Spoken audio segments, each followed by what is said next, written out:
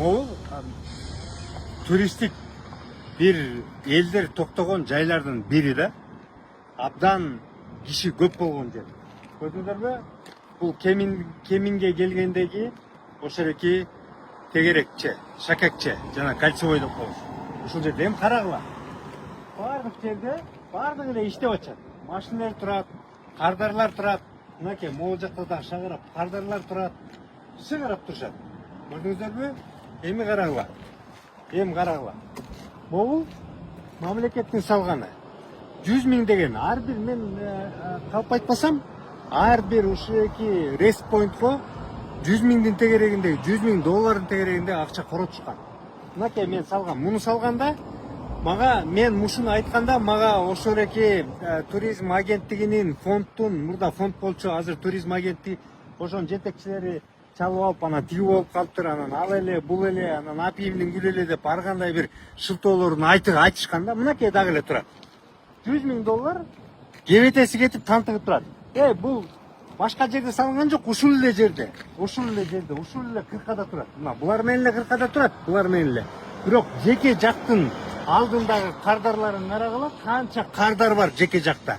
Канча кардар, булар иштеп атышат, киреше таап атат. Мынакей тиягында деле толтура кишилерчи. Бир эле бияктыкы. Ушуну иштете албай коюшту. Канча болду муну салгандачы? Менимче 4 жыл болду, 5 жыл болду.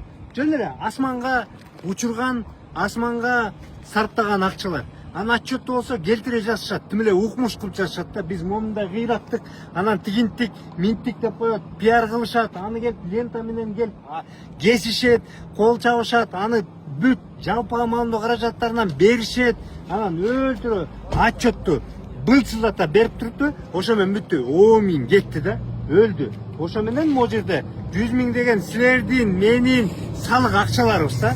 Мынакей мамлекеттин менеджментинин кебетеси ушул.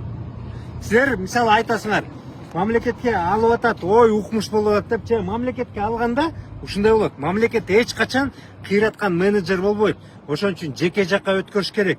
Туугандар, а силер болсо эл дагы туруп ошону коштоп туура деп атасыңар. Мына жеке жактын бизнестери өркүндөп эле иштеп атышат. Булар өнүгүп атышат чекесинен. Кайра мунун өзүнүн тиги кызматтарын деңгээлдерин жогорулатып, тамактарын жакшы кылып, тегерекчетин тазалап өнүгүп атат. Керек болсо мынакей мол турган машина могу жерде электр кубаттоочулары да турат. Могу жерде электр кубаттоочулар турган. Булар коюшкан да. Тигине жок, анысы дагы жумуп кеткен. Мына ушул туугандар. Ошондуктан мен дайыма какшап келем да.